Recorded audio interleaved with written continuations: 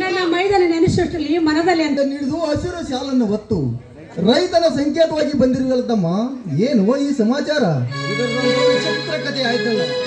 ಸೂರ್ಯೋದಯಕ್ಕೆ ಸರಿಯಾಗಿ ಅನ್ನ ಮೊಸರು ನೈವೇದ್ಯ ಮಾಡಿ ನೇಗಿಲು ಪ್ರಾರಂಭಿಸಿದಾಗ ಭೂತಾಯಿಗೆ ಶರಣೆಂದು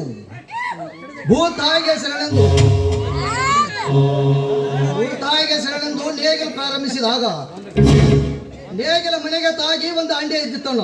ಅದನ್ನು ತೆಗೆದು ನೋಡಿದರೆ ಅದರ ತುಂಬೆಲ್ಲ ಬೆಳ್ಳಿ ಬಂಗಾರದ ನಾಣ್ಯಗಳು ತುಂಬಿಕೊಂಡಿದ್ದವು. ನೋಡಿ ಗಾಬರಿಗೊಂಡೆ. ಏನಪ್ಪ ಮೈದನ, ಅಂಡೆಯನ್ನು ಎದ್ದಿತ? ಹಾಗಾದ್ರೆ ಆ ಅಂಡೆ ಎಲ್ಲಿದೆಯಪ್ಪ ಮೈದನ? ಮಣ್ಣಿನ ಕಾಯ ಮಣ್ಣಿಗೆ ಎಂಬಂತೆ ಅದನ್ನು ತೆಗೆದುಕೊಂಡು ಅದರ ಸ್ಥಳಕ್ಕೆ ಹೋದೆ. ಸ್ಥಳ ಅಂದರೆ ಎಲ್ಲಿ ಸಹೋದರ? ನನಗೊಂದು ಅರ್ಥವಾಗ್ತಾ ಇಲ್ಲ. ನಮಗೆ ಖರೀದಿ ಮಾಡಿದ್ದು ಈ ಚಿನ್ನದ ಅಂಡೆ ಅಲ್ಲ, ಹೊಲ ಮಾತ್ರ ಎಂದು ಹೊಲ ಕೊಟ್ಟವನ ಕಡೆ ಹೋದೆ. ಆದರೆ ಆ ಧರ್ಮವಂತ ತೆಗೆದುಕೊಳ್ಳಲಿಲ್ಲ.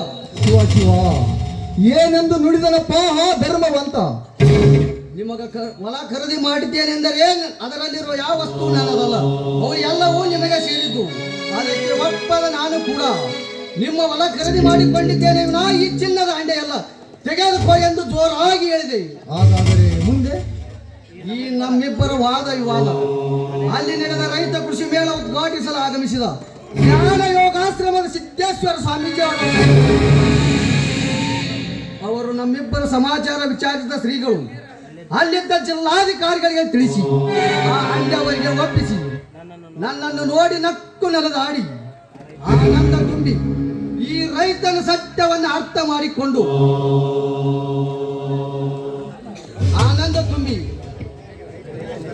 ಈ ರೈತನ ಹೆಸರು ನಾಡಿನ ಹೆಸರಾಗಲಿ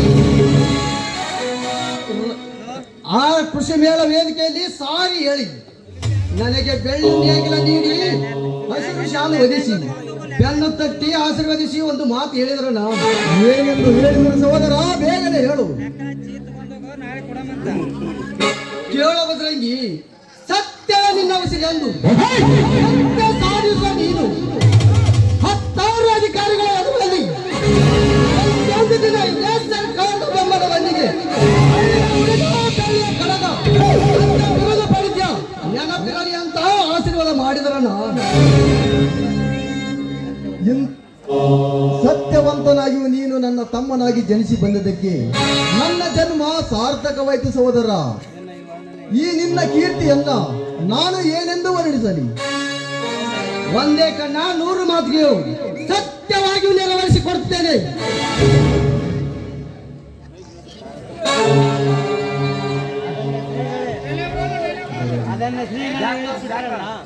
ಅದನ್ನು ಶ್ರೀಗಳೇ ವರ್ಣಿಸಿಬಿಟ್ಟಿದ್ದಾರಣ್ಣ.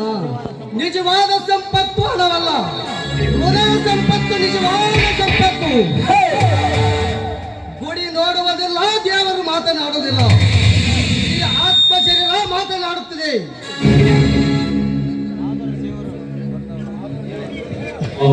ಯಾಕಂದ್ರೆ ಭೂಮಂಡಲ ಸುತ್ತಲೂ ಕಾಲು ಕೊಟ್ಟಿದ್ದಾನೆ. ಕೆಲಸ ಮಾಡಲು ಶಕ್ತಿ 100 ವರ್ಷ ಕೆಲಸ ಮಾಡುವ ಶಕ್ತಿ ಕೈಗೆ ಕೊಟ್ಟಿದ್ದಾನೆ. ಮಾತನಾಡಲು ನಾಲಿಗೆ ಕೊಟ್ಟಿದ್ದಾನೆ. ಇದು ಎಲ್ಲವನ್ನು ಪಾಲಿಸಿದ ಭಗವಂತನೇ ದೊಡ್ಡವನು. ನಾವೆಲ್ಲವನ್ನ ರಾಜಕರು. ನಿಜವಾದ ಅನ್ನ ಕೊಡುವ ರೈತನೇ ಸಾಕಾರ ಎಂದು ವರ್ಣಿಸುತ್ತಿದ್ದಾರಣ್ಣ. ಇಂಥ ಅದ್ಭುತ ಶಕ್ತಿ ನಿನ್ನಲ್ಲಿ ಬೆಳೆಯಬೇಕಾದರೆ ನೀನು ಶ್ರೀ ಆ ಜಗನ್ಮಾತೆಯ ಹೊರಪುತ್ರ ಕಣೋ. ಅಷ್ಟೇ ಅಲ್ಲ, ಆ ಬದರಂಗಿ ಅವತಾರ ತಮ್ಮ ಅವತಾರ.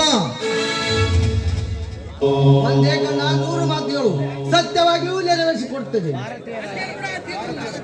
ನೋಡ್ತಮ್ಮ, ಭಾರತೀಯರಾದ ನಾವೆಲ್ಲ ಒಂದೇ ತಾಯಿ ಮಕ್ಕಳಿದ್ದಂತೆ. ನೆಲ ಜಲದ ವಿಷಯ ಬಂದಾಗ ಪವಿತ್ರತೆಯನ್ನ ಕಾಪಾಡಬೇಕು. ಪರ ಹೆಣ್ಣನ್ನ ಕಣ್ಣೆತ್ತಿ ನೋಡಬಾರದು. ಪರ ವಸ್ತುವಿನ ಮೇಲೆ ಆಸೆ ಬರಬಾರದು.